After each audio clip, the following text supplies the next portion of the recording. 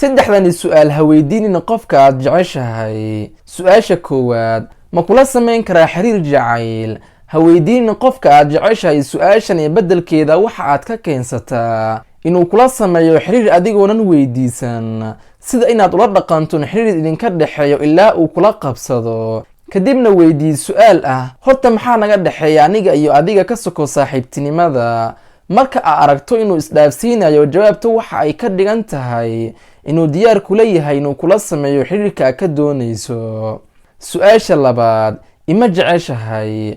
looma baahna inaad weydiiso qofka aad jeceshahay su'aashan, waayo qofka ku jecel waxa aad ka garan kartaa dhaqamo dadka kale ka soocaya, sida danayn iyo xiiso aanan dhammaanaynin. haddii dhaqamadani aad ku aragto, looma baahna inaad xaqiijiso inuu ku jecel yahay iyo in kale. su'aasha saddexaad, xiriir miyaad la leedahay qof kale? su'aashani waa su'aasha ugu doqonsan ee aad qof weydiiso. waxaad iska xiraysaa albaabka laga galo waxa aad rabto, sababtoo haddii uu kugu jawaabo haa ayna been ka tahay maxaad samayn?